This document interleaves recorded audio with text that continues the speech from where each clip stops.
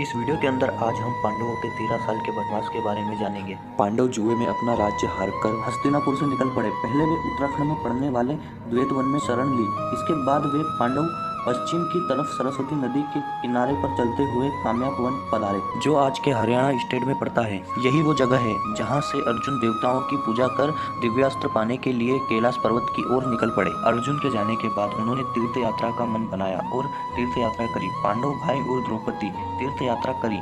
यात्रा में वे पहले पूरब की तरफ आज के उत्तर प्रदेश के गोमती नदी के किनारे नैमिषारण्य के तीर्थ स्थान पर पहुंचे। उसके बाद गंगा यमुना के किनारे पर सभी तीर्थ स्थानों के दर्शन कर वे बिहार के गया में पहुंचे। फिर उन्होंने उड़ीसा में पड़ने वाले महेंद्र पर्वत पर परशुराम जी के आश्रम में शरण ली। फिर महाराष्ट्र की गोदावरी नदी के किनारे होते हुए वे ऋषि अगस्त के आश्रम में पहुंचे। फिर नर्मदा को पार करके गुजरात के प्रभास आश्रम आए, जहां पर उन्हें स्वयं श्री कृष्ण ने युधिष्ठिर को कौरवों से लड़ने के लिए प्रोत्साहित किया। फिर वे भारत के नॉर्थ में चल पड़े और राजस्थान के पुष्कर से होते हुए वे वापस काम्याक वन पहुंचे। इस वक्त तक अर्जुन भी कैलाश पर्वत से दिव्यास्त्र लेकर काम्याक वन लौट आए। अब तक पांडवों के वनवास के 12 साल गुजर चुके थे और 13वें और आखिरी साल में उन्हें अज्ञातवास में रहना था। अज्ञातवास का मतलब यह था कि 13वें साल में यदि पांडव पकड़े गए तो उन्हें 12 साल का वनवास फिर से भोगना पड़ेगा और 1 साल का अज्ञातवास। तो पांडव राजा विराट के राजमहल में भेष बदलकर रहने लगे। अर्जुन राजा विराट की पुत्री उत्तरा को नृत्य सिखाने लगे। इसी तरह द्रौपदी राजा विराट की पत्नी की दासी बन गई। युधिष्ठिर राजा विराट के सभासद बन गए और भीम रसोइया बन गया। नकुल घुड़शाला की देखरेख करते थे। सहदेव महाराजा की गाय की सेवा करते थे। इसकी भनक दुर्योधन को पड़ गई। दुर्योधन सेना लेकर विराट पर आक्रमण करने लगा। अर्जुन ने सभी को परास्त कर दिया, लेकिन अर्जुन की वास्तविकता सामने आ गई। लेकिन वास्तविकता सामने आने से पहले ही उनका अज्ञातवास पूर्ण हो चुका था। 13 साल का वनवास व्यतीत करने के बाद वे इंद्रप्रस्थ जाकर दुर्योधन से अपना अधिकार मांगने लगे।